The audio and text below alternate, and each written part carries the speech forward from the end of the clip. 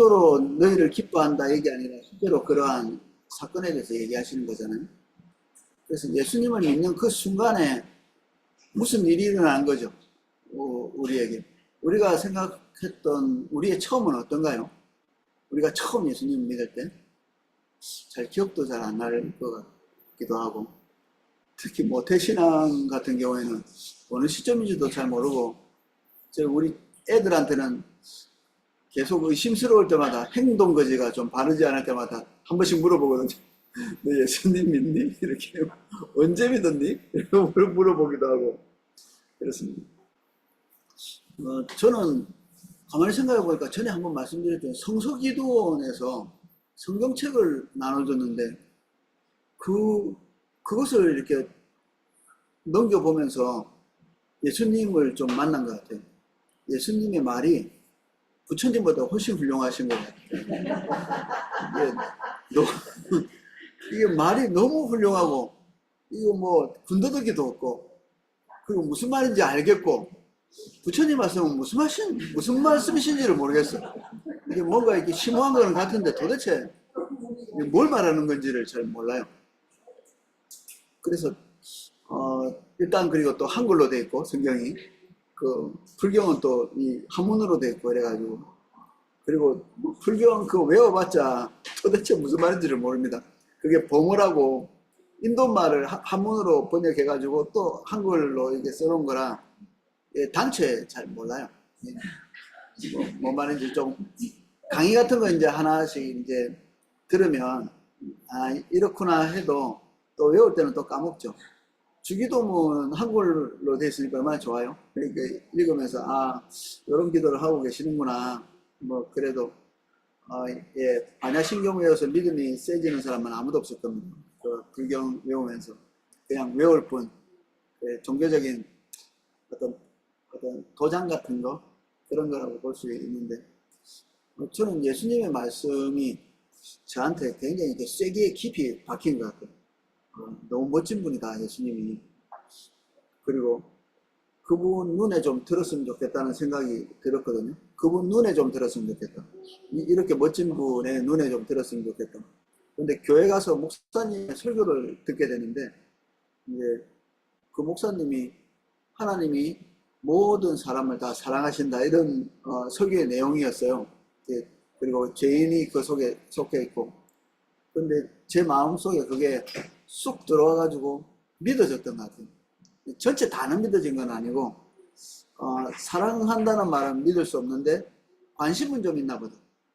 왜냐하면 이렇게 많이 말하는데 거짓말, 완벽히 거짓말은 아닐 거다. 이게 한 50%라도 진실이 있으니까 그래도 막 목사님들이 그래 착한 분들이 이제 반쯤 강조하느라고 거짓말이라고 쳐도 이제 한 반쯤은 그래도 진실이겠지. 이제 그게 쑥 들어왔어요 마음속에. 한 절반은 믿어질만 하더라고요. 그러니까 그 뒤에부터 이제 마음이 솔솔솔 이렇게 열리고 하나님에 대해서 이렇게 관심이 가고 눈이 부어지고 그러더라고. 지금 생각하면 성경 받을 때 마음이 좀 열린 것 같고, 성서기도원에서 조만한 성경 준 그게 큰 계기였던 것 같고, 두 번째는 교회를 몇 번 다니면서 친구 따라 다니면서 설교자들이 뭐 했던 말도 하고 했던 말도 하고 그러잖아요. 그러니까 아마 항상 변하지 않는 말씀이 있었던 것 같아요. 하나님이 우리를 사랑하신다는 그 내용들.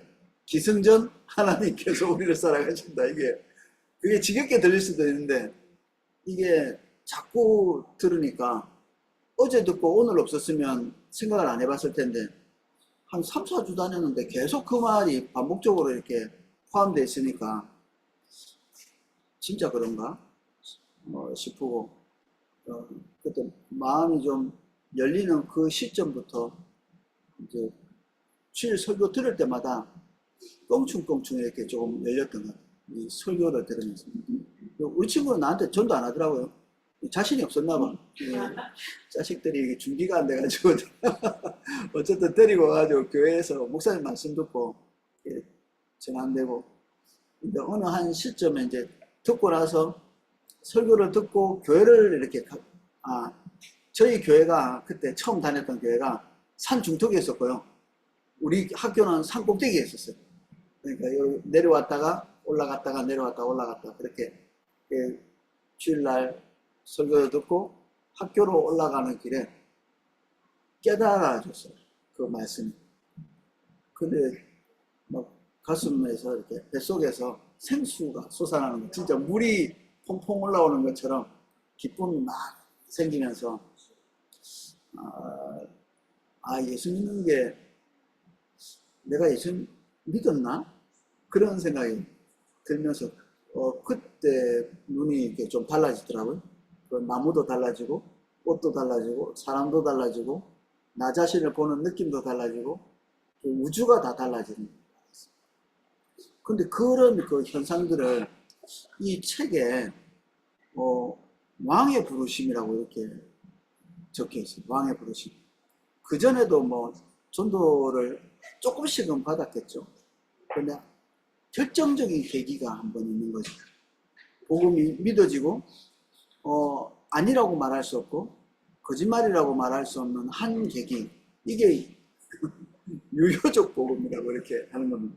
복음 많이 들어도 한 번 이렇게 하나님께서 우리에게 오셔서 말씀하시는 계기, 어떻게 그런 계기가 있으셨어요? 전도는 한 몇 번이나 받으셨어요? 예수님 믿기 전까지? 저는 아주 어렸을 때 기억이 없을 때 교회 중에서 이게 뭐 부모님하고 같이 다니신 거예요? 부모님가 있어가지고 이제 그때만 되는데 주일날은 이렇게 교회 가라고 헌금을 뽑았고 아버지가 그 표를 잡을 때 교회 표를 잡았을 때 같이 하셨다고 그 얘기 들었어요. 우리 동네 교회 지금. 근데 아버지는 교회를 열심히 안 다니셨는데 가끔 다니시고 어머니는 조금 이렇게 다녔었는데 저 어렸을 때는 그렇게 아주 열심히 다니시는 아닌데 저만 열심히 다녔어요. 그러니까 그 동네에는 애들이 다 열심히 다녔어요. 그래서 그 동네에 지금 학교를 많이 나왔고 우리 친구들 우리 동네만 그래요. 옆 동네는 아니에요. 우리 옆 동네 전화로 다니실 때 그 학교 갔다 오면서 그런데 쟤네들 이렇게 전도하러 다니고 그런 기억들을 애들이 들으면서 나도 저런 적이 있었어야 했는데 근데 이런 건 있었어요. 성경 공부를 옛날에 계단공과 공부를 하는데 너무 재밌었어요. 그래서 학교 시험은 내가 조금 못 봐도 그때 시험 봤거든요. 시험 보는데 그건 나는 그때 맞았어요. 교회 시험? 교회 시험 봤어요. 시험 보고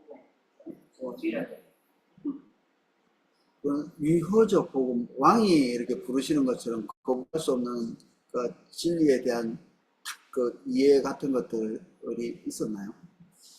그런 걸 잘 모르겠는데 그냥 믿어주고 하나님 계시고 믿어주고 한 번도 그런 게 하나님 안 계시다는 게 이렇게 내 마음에서 잃어버린 적이 없었고 이제 좀 이제 내가 못하는 거에 죄책감 이런 거 그래서 내가 안 됐을 때는 죄책감이죠. 그래 하나님은 위대하시지만 나는 못하는데 내가 하나님 말씀에 순종하면 되니까 이런 것들이 불편하게 제가 이제 들으면서 무서우면 내가 언제 그렇게 하늘 깜짝 만났었는데 제가 세례 받을 때 그냥 눈물이 났었거든요. 다른 사람 아무도 안 했는데 그래서 이제 중학교 1학년 후반 14살이 돼야지 학습을 했으니까 학습할 때는 그냥 이렇게 공부했었는데 세례 받을 때는 되게 많이 울었던 것 같아요. 왜 울었는지는 모르겠어요. 근데 그러면서 한 번도 이렇게 제가 하나님을 믿고 하나님 말 뭐 이렇게 이런 이순자매님은 누가 전도하셨나요? 전도한 건 아니고요. 어릴 때 7살인가 8살 엄마가 그냥 교회를 보내서 동생이랑 그냥 교회를 갔어요. 엄마는 교회 안 가시고. 엄마는 안 가시고. 왜 그러지? 애들만 이렇게 시간 속에 이제 삼촌이랑 학교 다니시고 아까 일하시면서 이제 애들이랑 지내고 저는 이쪽으로 주님 만나기 전까지 주일학교 그 믿음으로 제가 신앙생활하고 그 고백했거든요. 주일학교 되게 열심히 것 같아요. 그 믿음으로 고등학교 때는 제가 공부한다고 교회를 안 다녔는데 또 그때 미션 스쿨이었어요. 그래서 학교에서 매일 아침마다 예배 시간에서 음악을 주님 도와줬는데 유효적인 소명을 딱 받은 거는 내가 하나님 앞에 서 있구나 이런. 그거는 홈런도 오기 전에 이제 이렇게 주님 만났을 때 그때 완전하신 하나님이 깨달아지진 않았다. 하나님의 사랑이 너무 커서 제가 주님께 사랑한다고 고백하는 그 자체가 너무 죄송할 정도. 그게 깨달아지면 그냥 이것저것 그때구나. 그때가 초등학교에 왔을 때.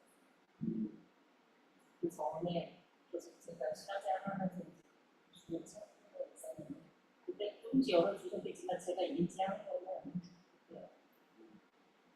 어떠세요? 우리 다 한번 돌아가면서 다 들어보죠.